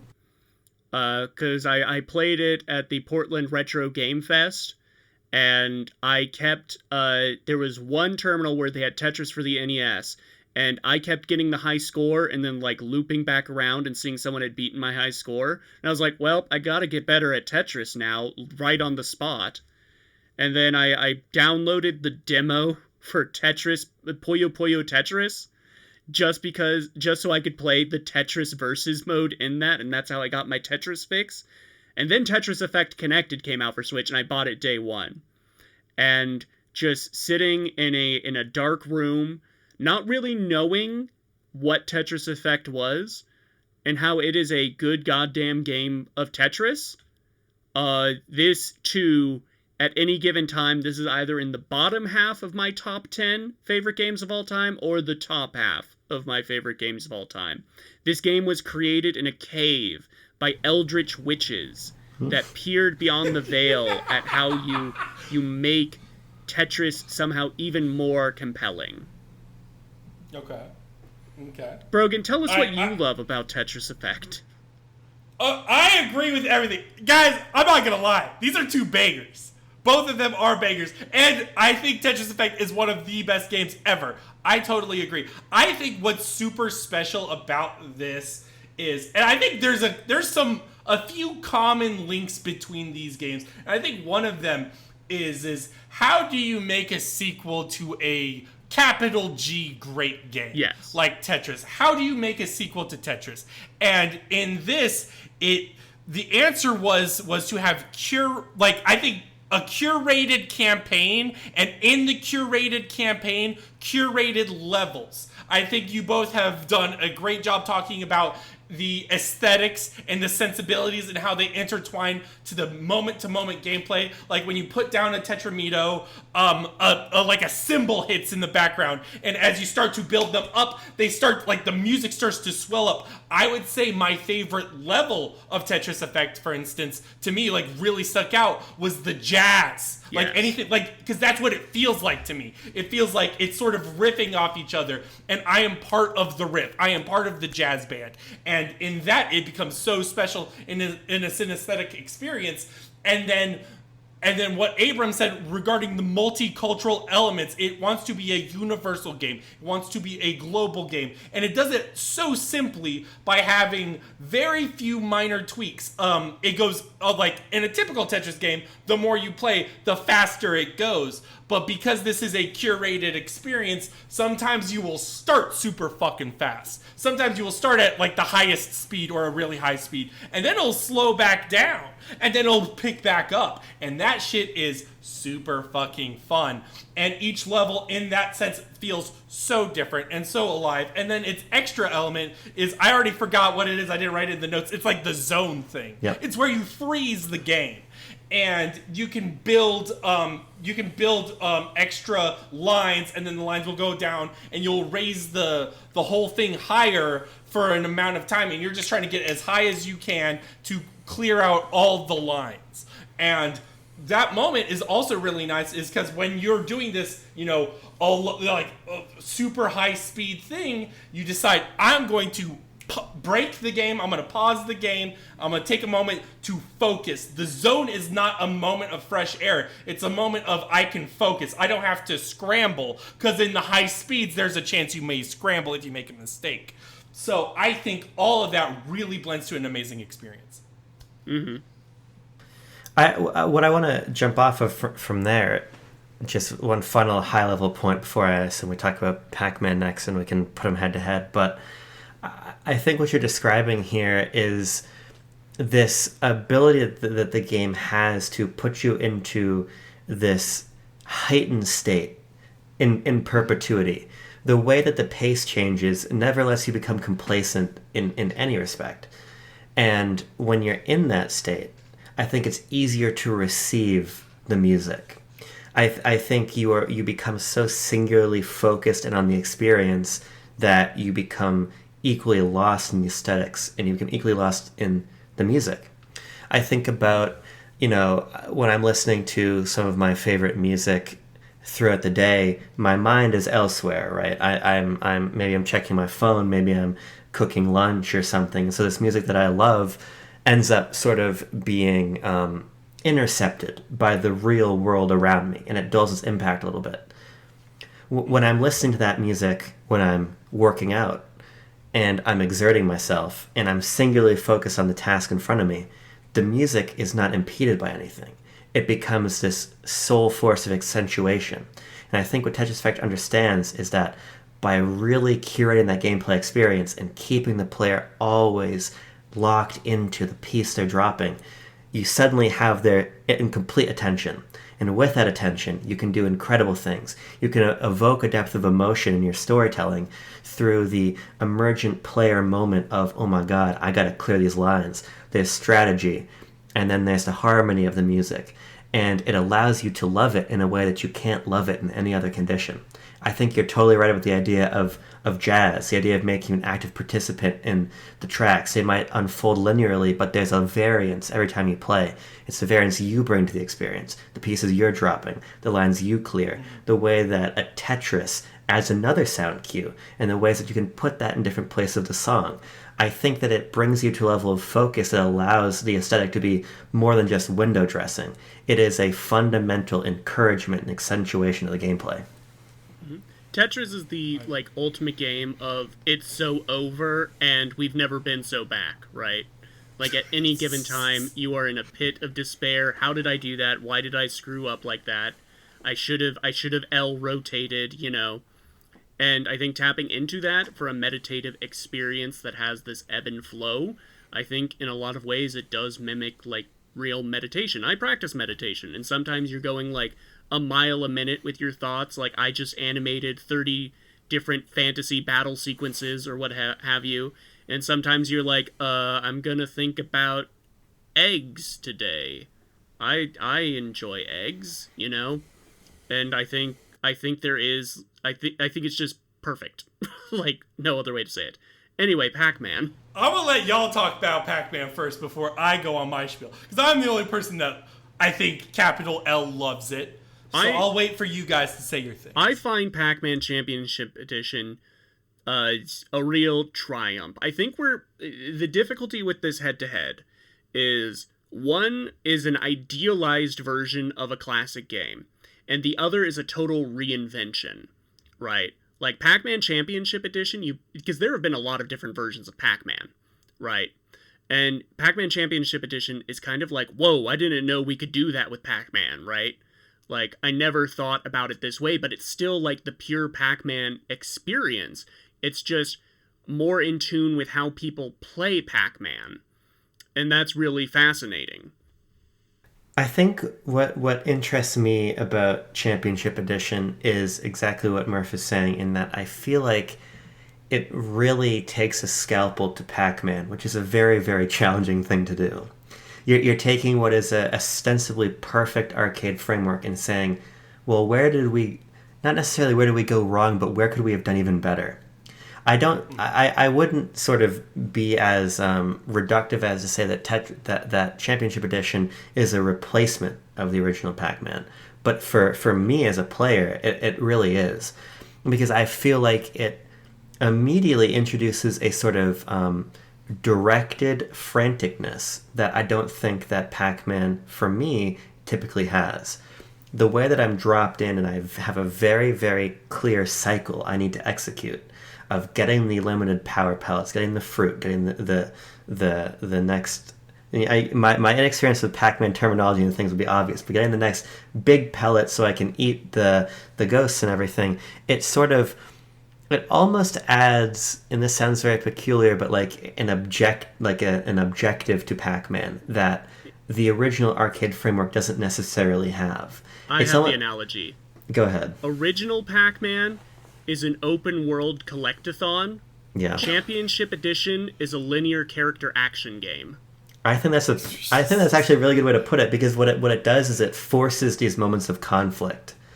Typically, the conflict I get when I'm playing Miss Pac-Man is because I'm playing it at the barcade and I've like had a couple beers, so I'm just trying to get around the board, right? But when you're playing Championship Edition, the game understands that you need to reach a particular point, and suddenly it funnels all the action to that point. And so I find it to be a very smart and very fast reinvention of what Pac-Man always was. So I also think it's exquisite, but I also agree with Murph that on some level these games have very different objectives. I agree. I think what drew us to, I don't know who suggested this. Murph may have suggested this head to head, but I think there is a lot of differences and there's a lot of similarities that we can dive into. For me, what I love about this, you guys have sort of kind of said it, in terms of funneling the appeal of the game. Like, for instance, you get drunk at a barcade and you play Pac-Man. I read this a lot in the reviews. I looked back at Championship Edition reviews, and people would say Pac-Man, the original Pac-Man, is like, quote-unquote, surviving. You survive Pac-Man. I don't think that's true. That's not the actual game. That's the game when you're drunk and you've barely played Pac-Man.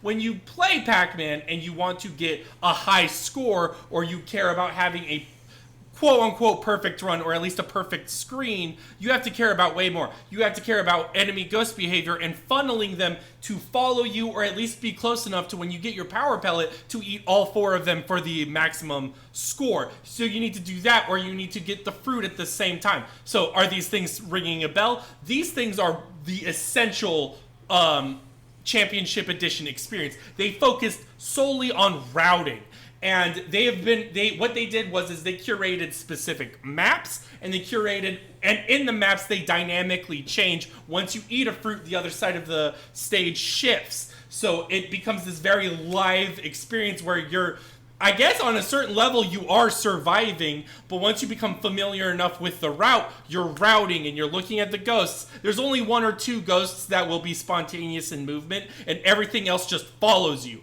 And then you're sort of leading them along with a song and dance, and then you go in for a really big, cathartic, gobbling them up, and it really works in that way. I think this game is a really great, possibly the best arcade experience. I think what I love about this is it's not necessarily, I think it's transcendental only in terms of the genre and medium. I don't think it does what Tetris Effect does in terms of execution of game, but instead in terms of design, it wants to be the best at what it is. And it is so good at this routing system where, and even like, especially in 2007, it was very forward looking. Like, I look at like the DX version and it has you linked to your high scores to social media. Now that's a little irrelevant and kind of stupid, but it was looking at that. It wanted you to look at high scores and compete with each other, and it wanted this experience of trying to be perfect at something and care about the game itself. It's a shame that when you turn on like the top scores right now and watch their replays, the guy just like sits in the corner for 5 seconds and then his score shoots up to like 9,999,000,000. You know, it's all just hacks. What a shame. I agree. No, I mean that sucks. But I mean, I think in terms of a local level, like you don't look at Billy Mitchell when you're looking at your local Pac-Man arcade cabinet, right? You're looking at who, like, it's what you said with Tetris is like, for me, that's the entirety of Pac-Man. I think Tetris is a much more personal experience for me. Pac-Man is the multiplayer experience, or like the experience of like, there's an adrenaline to it that I don't necessarily feel with Tetris. Tetris has fast, frantic moments, but Pac-Man is much more focused on the beat for beat, literally, like. And another thing in the original Pac-Man is one of the most important things you have to do is know how to turn and when to turn. And Pac-Man CE is fundamentally that game, and I love it for that. I think the thing, like, the devs were genius for cluing in on is that players like eating ghosts. And so turning that into sort of like the climax of a really good run of Pac-Man is like you're running, all these ghosts are waking up and they're forming a conga line behind you. And then you decide the perfect moment that the line is just long enough for you to snag that out-of-the-way power pellet and turn around and eat them all, and your score multiplier goes through the roof and your speed increases by like tenfold. I think that is like a super cathartic element to this game. When I first got the game, it was through I think what's called Pac-Man Museum Plus on Switch. Mm-hmm. And when I got it, I very quickly gravitated to that in particular, and so did my girlfriend. And we spent several days when we first got the game just trading the controller between runs of Championship Edition, because I think it really invites this hunger for a high score, in that you're dropped into a situation that is immediately high tension. There's no real build-up. You have the clock ticking down immediately. You have the first run of power pellets to collect. The ghosts are spilling out right away. You are singularly focused on this task that starts at 100, and it ratchets the intensity up from there. When you're playing Tetris, Tetris Effect Connected is a little bit different in that it keeps your pieces between stages. But typically when you're playing Tetris, you're starting with a clean slate, and you're building from there. Mm-hmm.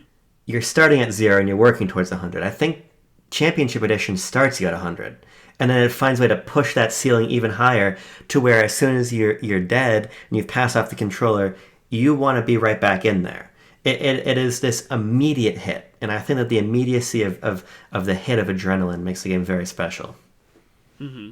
It's a groove getter, TM. There you go, Murph. You got it in. I think one of the connecting tissues between these two games is speed. Now, what Tetris Effect does is it plays with speed with the player. It's like, we're going to slow it down here, and the moment this beat drops, the moment you hit line 24, we're going to up it again, and it fucks with you in that way, but it's really welcome. Difficulty is measured by speed in both of these games, and in Pac-Man Championship Edition, it gets harder the more it speeds up, but the more it speeds up, the higher your score goes. And there's two ways for your speed to drop, and that is using a bomb, and that's if they're like, oh, I don't want to fuck up. But if you use a bomb, at the very least you don't die, which will also slow you down, and will also take way longer to get you back started. So it's not only just it starts you at 100. You want to keep going. You are incentivized to keep ramping up at every moment. And for that, I think there's a player-driven element to that that's really fun. And I think the smart thing is that when you die in Pac-Man Championship Edition, that's not the end of your run. It just eats up your time. And that means you can still get back into that loop rather than being kicked back to a menu, having to select the stage, having to select the aesthetic you want, and ramping up the speed again. You're just right back into it, and you know what you did wrong. I'm also moved by the function of score in both. I mean, obviously Tetris is very motivated by score, but in the context of journey mode of Tetris Effect, the goal is sort of different. The score is a component towards your letter grade, but ultimately you could get a D rank in every one of the cities in Tetris Effect's journey mode, and it wouldn't really matter because the game is principally concerned with this emotional experience we've been talking about. That's really not the case in Pac-Man. You are playing for score. And I think that is a different calibration also. And I think one of the main places these games diverge, obviously Championship Edition has an aesthetic that is furthering the tropes of Pac-Man visually, but it's not the reinvention. It's not the focus. You could play Championship Edition in black and white with the sound off, and I think that you're still really getting to the heart of what that game is trying to do. That's obviously not the case for Tetris Effect. I think Tetris, so yeah, that diverging point. But Chapman. Pac-Man Championship Edition is an arcade experience. It is an optimization experience. And Tetris Effect does have those elements, but it still frames it in this metatextual thing of like, this is an exploration of your soul. This is a transcendental journey in a way I don't think you could really apply to Pac-Man all that much. Maybe one day we'll get the Pac-Man effect in Tetris Championship Edition, but for right now, I think that where they diverge there is why I give the edge to Tetris Effect, because it makes me feel emotions, and I can't explain why. It just does, and I feel like I'm becoming a better person by playing Tetris Effect. I can totally understand that. I think one of the cool things is, oh my gosh. All right, so maybe I'm just more, I don't know. You're more of a Pac-Man guy to begin with. You simp for Miss Pac-Man. First of all, I love Miss Pac-Man. For literally since the dawn of episode 1, I have begged for a Miss Pac-Man episode, and it never happened. Miss Pac-Man is my waifu, my true love, my everything. I love her. Don't get me started. Don't get me started. But I think I'm more arcade focused in some ways. Like, I don't know if you guys had this experience or not playing Tetris Effect, but I did. Like, let's take journey mode and each level is let's say 4 segments of separate set pieces, right? Mm. And you're right, if you start on one, it will continue and carry throughout. But let's say you're on segment 3 and you fail, it's going to restart with that empty board and you've lost all your score. It's so weird because there were some times where I was like, oh yeah, that's fine. I just want to focus on this level specifically. I want to get through this level and complete the experience. I need to be here for this moment present. Other times, I was like, this is unacceptable.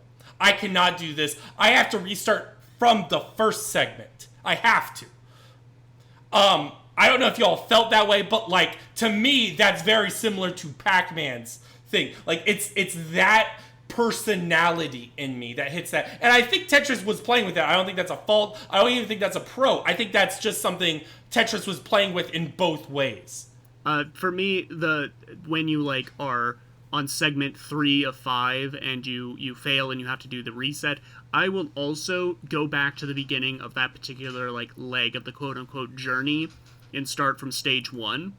And it more has to do with those metaphysical elements of no, this is an emotional reset. I need to start from the beginning now, rather than if you're on the roller coaster and the roller coaster comes to a stop and then goes back up the hill you just came down, then that's not satisfying. You need to get on the roller coaster from the start again.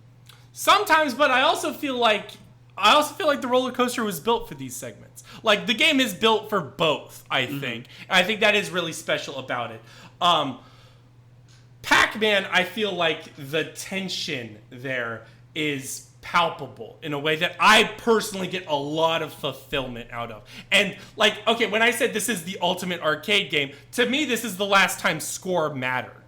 And I think this is one of the only times score matters. Even when it's a tool-assisted, someone cheated on the high score, I don't actually care. This is personal for me. I typically play for score to beat my previous score. And Pac-Man does a lot to build on that. For instance, when you go into a level, it will have a bunch of different time trials. And those time trials are for specific segments of the level at large. So that way, when you do time attack, you're much more ready for its routing. Mm-hmm. And it's just built for these little elements that are meant to help you along the way.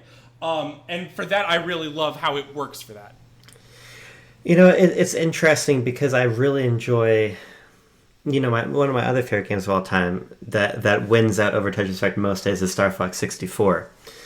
And I don't really play 64 for score. I don't really, when I'm replaying it, I'm not necessarily trying to get a higher hit count in any particular stage than I did in the previous. I often find myself playing because I like the repetitive act, and I like entering this sort of hypnosis.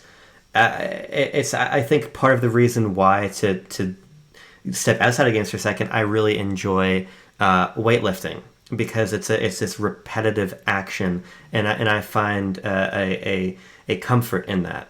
And so when I'm playing Tetris Effect, to me the repetitive action is going through the stages and feeling them unfold like a concert, and just the act of dropping the pieces. I play Tetris because it feels good to drop the piece, not because that particular piece was a T-spin that got my score higher. And I think for me that's a key difference in why Tetris Effect resonates with me in a way that Tetris Beyond Effect in particular doesn't necessarily, because it gives me this really satisfying core arcade loop to repeat and enjoy the repetition of, but it also envelops me in the sense of I don't know, it's very similar to a concert, I guess, to refocus a little bit. And so when I lose in Tetris Effect, I'm picking back up from that stage because the agitation for me is that I've broken the rhythm of the song, and I've fallen out of step with this repetition that I'm after. It's not necessarily that my score wasn't particularly good. And so that's sort of the framework that I end up approaching a game like that from. It's sort of a similar reason why I play Halo Infinite multiplayer endlessly. No matter how badly I'm getting fucked up by skill-based matchmaking to have awful games, it's the act of doing opposed to the outcome that I often find most compelling. So Pac-Man is a challenging one for me because it's this instant hit about score, and it is about that, and it is about that improvement, and me against myself. I get very frustrated playing Pac-Man because I find the act of navigating the maze less satisfying, I think, than the act of dropping the individual tetramino. So if I'm not hitting those routes right, if I'm not getting that corner right, if I didn't hit that fruit, if I got intercepted on my way to the power pellet, I get very agitated. And so in some ways, the tension between these games is my love of comfortable repetition in Tetris Effect and my emotional resonance with it, but also the fact that Pac-Man, on the other hand, makes me so angry, but I find a desire to push through that anger and challenge myself. I think that those are very... You have to confront yourself. Yeah, they're different impulses in my mind.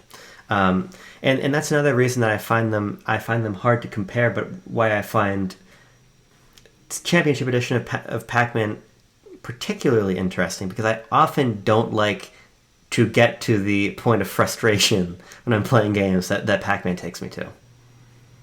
I want to maybe have this frame, but I want to give an example.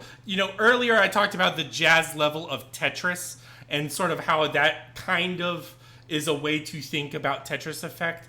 I have one for Pac-Man CE as well. I don't know if you all paid attention to the levels that much, but my favorite Pac-Man CE level is called Highway. Yes. And Highway is an excellent example of the vibes. And for me, it is also meditative and repetitive. And perhaps if Tetris Effect is like a jazz band, Pac-Man is driving high speed in a car. Sometimes that could be hyper stressful. Sometimes it could be super fun. And sometimes it could also be meditative. And in Pac-Man, in Highway, it's a bunch of segmented lines, and all the lines on one side of the screen loop back to the other. And it will change slightly, but that no matter what, it's going to be like that. So there's a lot of back and forth from the other sides of the screen. And that's an element that Pac-Man doesn't typically play with, but could and does in that level. And you are coasting through like in a car, and it's smooth sailing, and the routes are incredibly clear on that map because like the ghosts are like curved, so you very clearly know, oh, I need to go along this curve to do it. So like it's just a very signposted thing that becomes meditative. I think Pac-Man hits those points of Tetris Effect for me after time falling in love with it. Does that make sense? Mm-hmm. Yeah. After the confrontation. I think... Counterpoint. Yeah, go ahead. Every passing day the winds might blow stronger. Joy to light the way to keep my reminder. Okay. It's a beautiful... I'm yours forever. There's no wind in sight for us. That is my favorite stage, by the way. I think that it's early, but which is not me saying the game peaks early. I just think that that's the fucking best piece of music in that game. It's the best introduction, because if you don't know what you're getting into, it's like, whoa, hold on a minute. Is this a Tetris Effect with original music that has vocals? It's also underwater themed, and I love the ocean. I grew up very close to the coast, so those aesthetics, those are my favorite. So now the endless ocean fanaticism checks in. Yes, yeah. And now I live in the Midwest, so I don't get the water anymore, so I gotta find it wherever I can. But I know exactly how you feel. I'm from Florida, and I now live in Ohio. Yeah. I know exactly how you feel. I want to. Your point about getting past the conflict to the meditation is a critical one, because a game I find very meditative is Sin and Punishment. Now, if you put Sin and Punishment in front of somebody who doesn't play Sin and Punishment that often, that game is really stressful. And that is going to be very anger-inducing if you don't know those boss patterns and you don't know how to navigate around those stages. It's just going to fuck you over. But I'm past that now. So I think you're right. I think you're right to raise that. There's definitely a component of that. Pac-Man has not been in my life the same way some of these other arcade games have been. And so I don't have that framework you do, whereas I have it a little bit more with Tetris, because my mom has played Tetris my entire life. She was playing on little LCD keyring Tetris machines.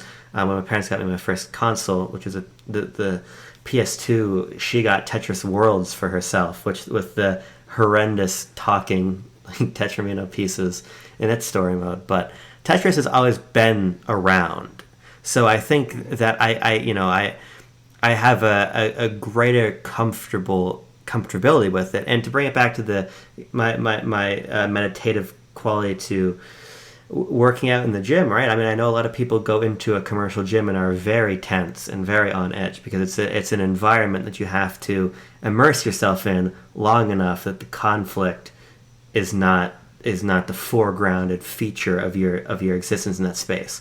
And that conflict is still that for me with Pac-Man, but it's not that for Tetris Effect. Yeah. I think both of these are special games. I'm willing to take the Pac-Man L, but can it be like a technical knockout or something? Can it be honorable? Split decision. It's the judges. Split decision. There we go. If it was Tetris Effect versus Pac-Man World 2, then we'd have a debate.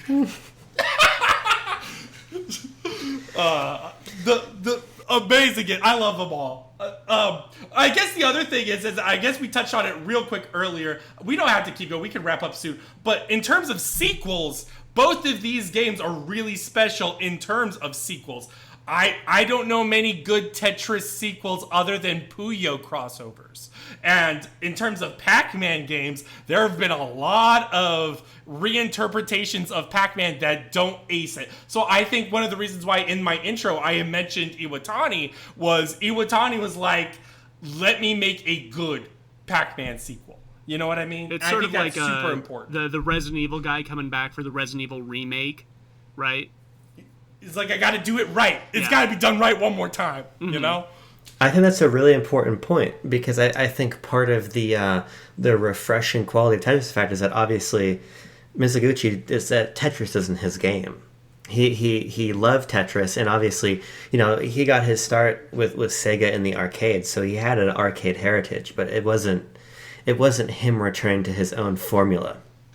And so, especially when you play Luminous and you play Res Infinite, this game is a lot closer to a sequel to those in some ways than even it is to other Tetris games, because that's Mizuguchi's lifeline there. He also worked with Sakurai on Meteos, but that's neither here nor there. I just like shouting that out because two legends of the game together.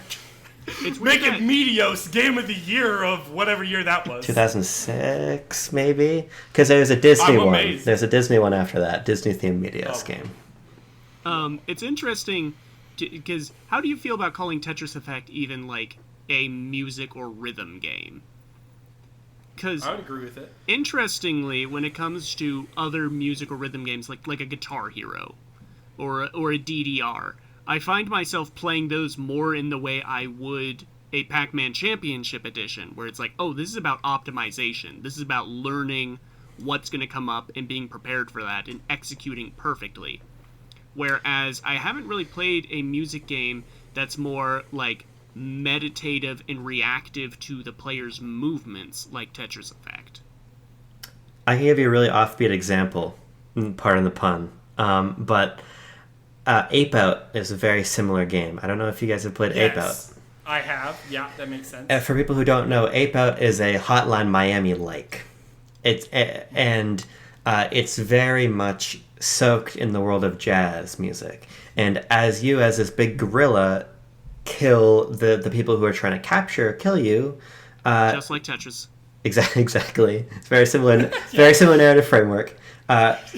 You are influencing the soundtrack, cymbal crashes, musical hits to the tempo of your gameplay. It's an exquisite game. I think it's one of the best developer digital games. It's definitely worth checking out if you haven't played it. But that's very similar, and it's an approach to harmonizing, again, no pun intended, but I guess kind of, gameplay mechanics and music in a way that a lot of rhythm games don't. Rhythm games are typically very prescriptive. Even ones that I love. I love Parappa the Rapper. But Parappa the Rapper is about hitting the note when they tell you to hit the note.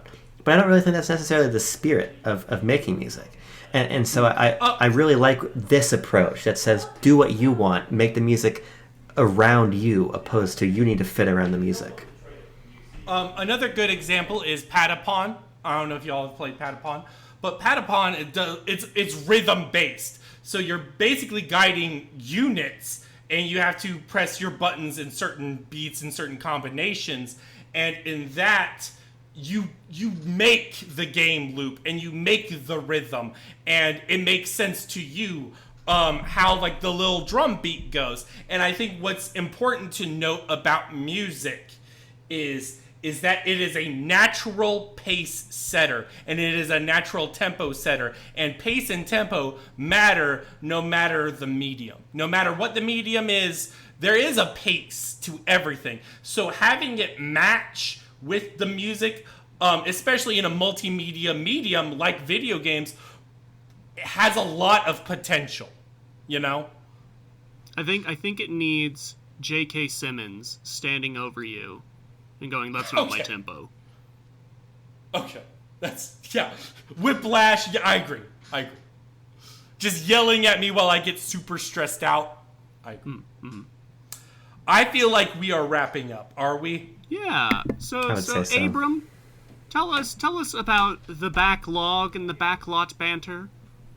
The Backlog and the Backlot Banter are our two YouTube channels, split, Backlog for games, Backlot for movies, where Tucker and I on the game side are doing a lot of long-form conversations about games, sort of conversations that don't fit more traditional modes of like gaming coverage. So, for instance, a deep dive on what platforming is, like on a fundamental level, what it means to platform in video games. We're sort of abstracting games in a way that lets us get a little bit closer to our personal feelings about the medium and how it matters to us, and what design decisions resonate and what don't. So if you're interested in conversation like that, head over to The Log. If you're interested in contemporary movie reviews and deep thematic dives into old films, you want to go over to Backlot Banter, where we're both reviewing contemporary movies, but also doing series where we review canons of award-winning film. We've done all of the Oscar Best Picture winners. Now we're doing the Palme d'Or films, which are very challenging in their own right and very fun to discuss. So basically, if you like long-form conversations like this, you would enjoy what we're doing over on The Lot and The Log. And you also do stuff for Lost and Cult, which is a very fascinating, it's a zine, right? Is that how you classify it? Yeah, I mean, we're basically a creative design studio where we make a number of things, from zines to hardcover tabletop books about the history and culture and artistry of games, to vinyl records. Your very own co-host, Bro, is actually featured in one of our upcoming books, The Console Chronicles, all about I view it as a community history of home console gaming. So, yeah, you can find me on YouTube, or you can find me at a bookstore near you in any Lost and Cult publication. The People's History of the Console War? Is that in... That's a title. You could do that. Yeah, that would do. Go ahead and try to pitch it, Murph. No, I'm just kidding. Murph, what do we have going on? We have this episode. Oh, wow. Okay. We also Hell of a have plug, Murph. our YouTube channel. Go over there and check it out. I did a little 10-minute video of some indie games I played. It's called Murph Played Too Many Games, Volume 2. If you haven't already, I'll keep on plugging it. Go check out the Outer Wilds video essay I did. I am working on another video essay. It's still in the scripting process, but I am satisfied with how it's coming out so far. It'll be on choices in game, narrative versus mechanical. And we can be found on the twingeeks.com. And Murph can also be on This Podcast Is a Bad Idea. Is there any new one of those coming out soon, Yes, or not? it will come out before this. I'm very close to finishing the edit. It'll be coming out on Sunday. It's going to be an episode on the Glasgow Willy Wonka AI incident. We do a dramatic reading. You get to hear my Bane impression of the script. I'm excited. It's fun. It's our... we're continually describing it. It's our episode with the least thesis statement. We just wanted to do a dramatic reading of the script. Wow. Murph, speaking of no thesis statement, no, I'm just kidding. What is our game of the week next week? We're lost in the void, Brogan. We're lost in this we dark space between spaces, and also Abram is here. And True. we need... But he's going to go next week. We didn't invite him for this next Yeah, we're leaving him behind. We need to find the light at the end of the tunnel, and I think the best way to do that is to get the sun in the palm of your hand by playing Boktai. There we go. Boktai, the sun is in your hand. Yes. All right. Thank you so much, Abram. It's been a long time coming, but it was awesome to have you. Yes, it was very, very fun. We are going to do it again. I'm inviting myself back at some indiscriminate feeling point. in his voice when he said that. It will happen again. Commanding tone.